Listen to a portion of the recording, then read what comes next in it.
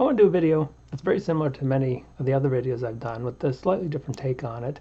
And I want to start off with just a famous quote from the 80s. Why can't we all just get along? It's a very simple question, and we have very few answers, so I'm going to try to give you one. Of course, Jean-Paul Sartre put it differently a little earlier when he said hell is other people. And one of the comments I get so frequently is that people love their jobs, but they have a very difficult time at work because they describe it as a toxic work environment. So what's going on with all this? Well, remember the Buddha. He described the mind as either your best friend or your worst enemy. Well, this didn't just hold for our mind, the mind in our skull, but how our mind reacts and relates to other minds. So other minds can be our best friend or our worst enemy. I recently did a video on the origin of mind, and there's a very good reason to think that our mind that causes us so many problems is also the very reason why we're here.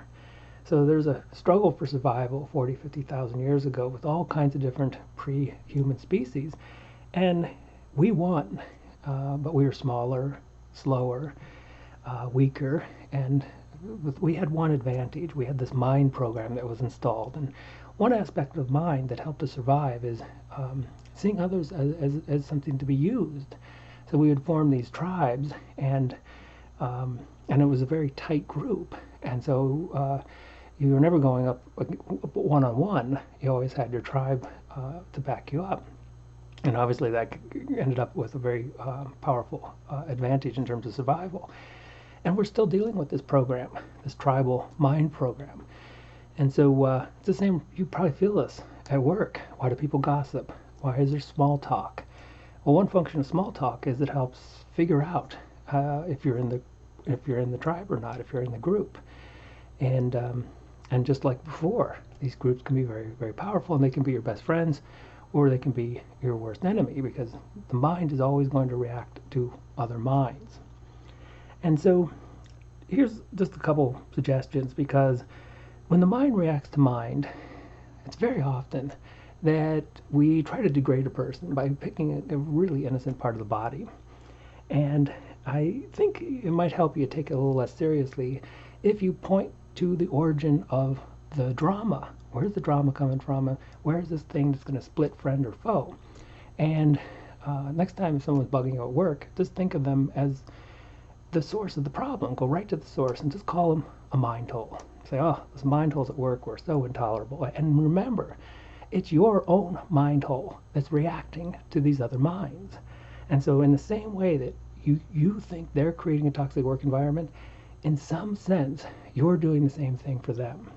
Because that's the thing about mind. Mind, it either connects and it's everyone's best friend, or it's everyone's enemy, because we're dealing with that same program that's 40,000 years old. It's just turning up in modern workplaces now. And just one last thing, because that might take a little of the seriousness away, but it's very, very important to remember that this mind is not who people are. In the same way that you've got this program running in your head that was just a survival tool for our ancestors, everyone around you has that same survival tool running. And so they're not purposely attracted to drama any more than you are. It's just that this program was a very in-group, out-group. That's how it worked. It wanted to distinguish very quickly who was in the tribe and who wasn't. And when we go around calling people mind holes, it's one thing that's really important is to remember that that's not their true essence. The true essence is what's behind the program, their awareness, their consciousness, and that, in that sense, you have that absolutely in common with them. And in that way, you are indistinguishable from them. And that's the kind of, consciousness that we all have in common and that connects us.